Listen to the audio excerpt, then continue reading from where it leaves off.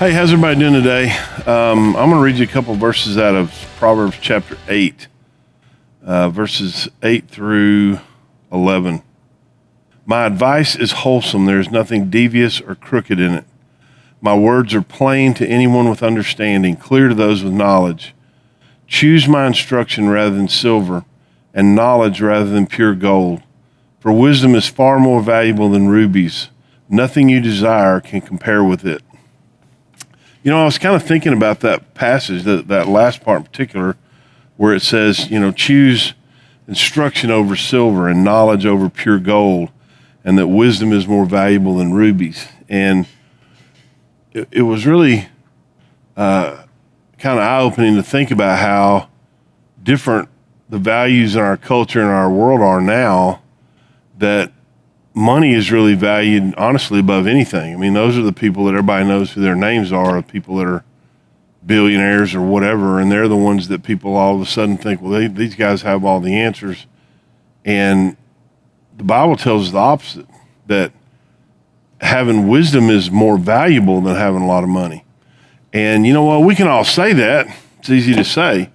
And it's easy to sit around and talk about that, but in reality, the real question is, what's your price? There's a story circulating about J. Paul Getty back in the 1920s, and it's probably not true, but it was supposedly he was at this dinner party and this woman was being all flirtatious with him, and he asked her, he said, "Would you spend the night with me for $1 million?" And she kind of gulped and said, "Well, sure." And then he said, "Well, would you spend the night with me for $20? And she became indignant and said, "Well, why are you asking me that?" I said, "What do you think I am?" And he said, "Well, we've already established that.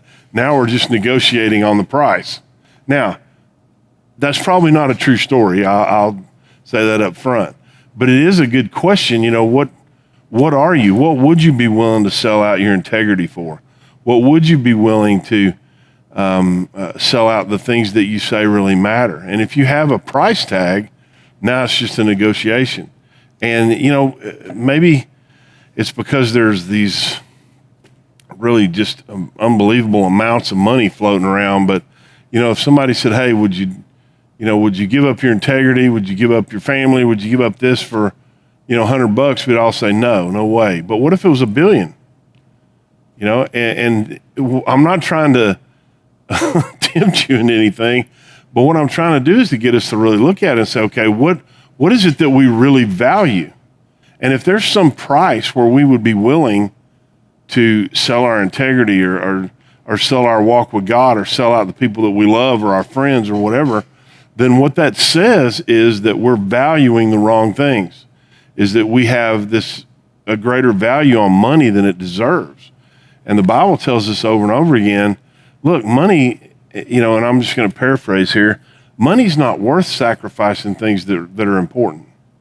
And if you have something, if there's some, well, I'd do this I wouldn't do it for 100, but I'd do it for $1 million. Now I get it. There's some, unpleasant tasks or whatever. I'm not, that's just kind of funny to speculate on sometimes. But then here's the real deal. If you're willing to sell the things that you say really matter to you for a price, then you're putting the value on the wrong thing.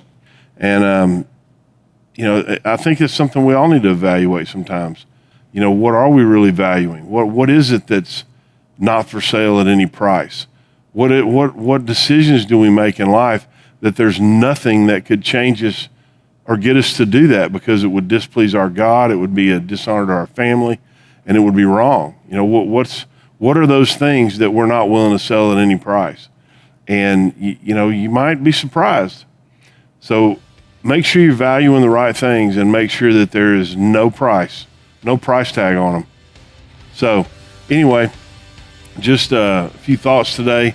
Hope you guys have a great week and hope to see you on Sunday. God bless.